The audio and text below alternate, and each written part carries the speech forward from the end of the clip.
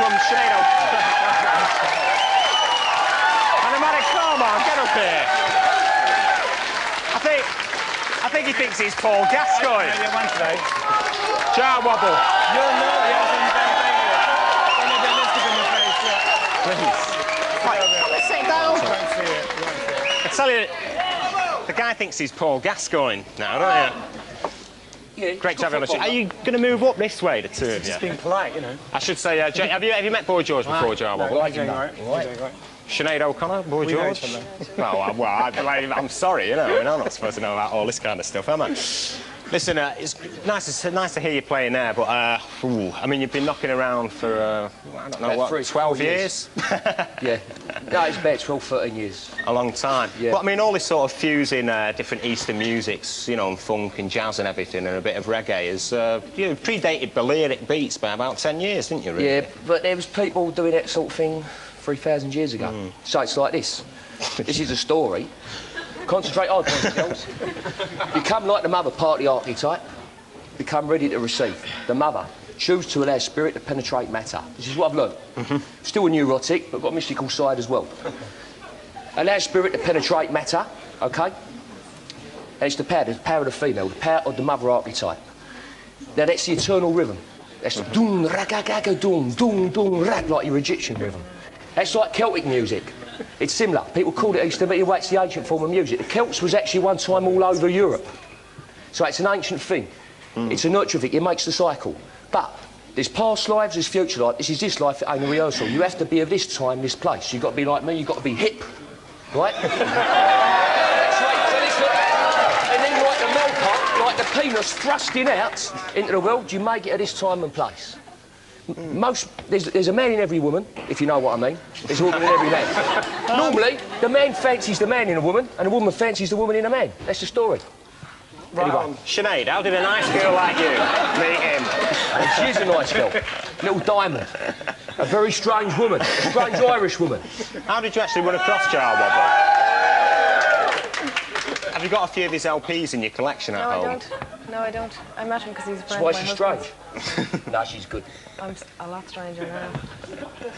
So, I mean, I was actually reading somewhere about your musical influences, that you were a bit of a Bay City Rollers fan at one time. Yeah, when I was...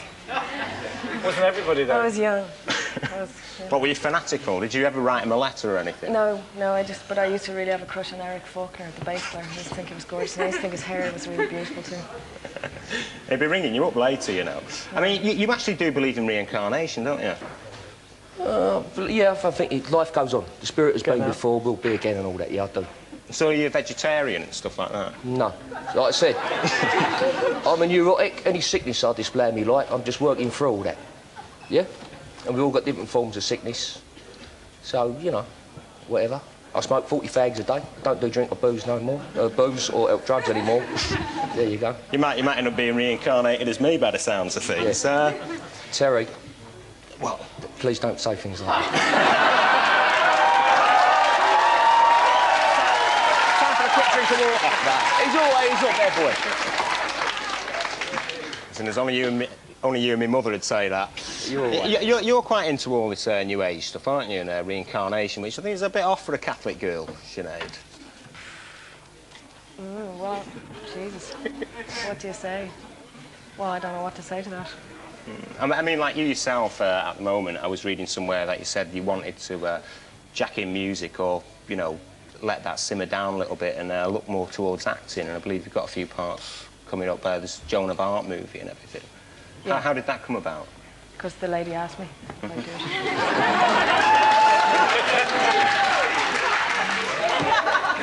Would you like to expand on that a little bit? I can't. The lady asked me. I said, yeah. So have you already started filming that, or is that? No, I'm just learning how to ride a horse. Yeah. Because do you actually look good in all the armour? I don't look bad, actually. Yeah.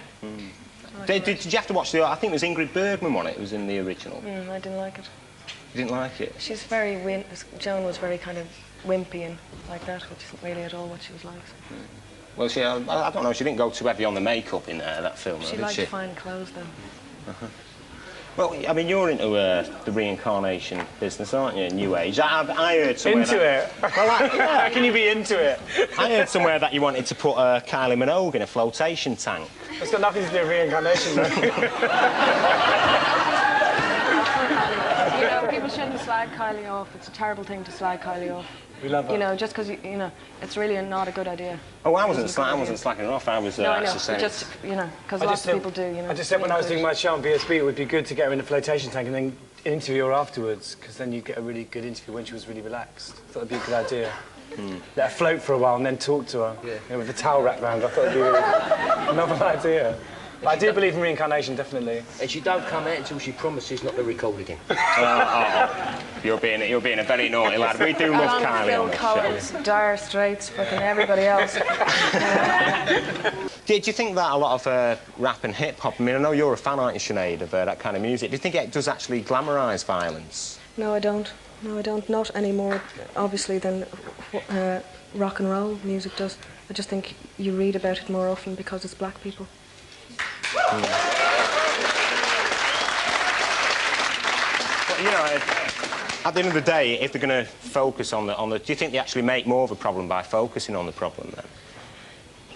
I suppose they do, because the whole root of the problem is because people are angry in the first place because they're not being listened to and they're not being understood. So if young people feel that they're not being listened to in every household all over the world, they react violently. So if they're reacting that way in their sitting rooms, they're going to react that way on the streets as well. I mean, you're not actually... I mean, George, you're not actually a fan, are you, of rap or hip-hop music as such? Who said that?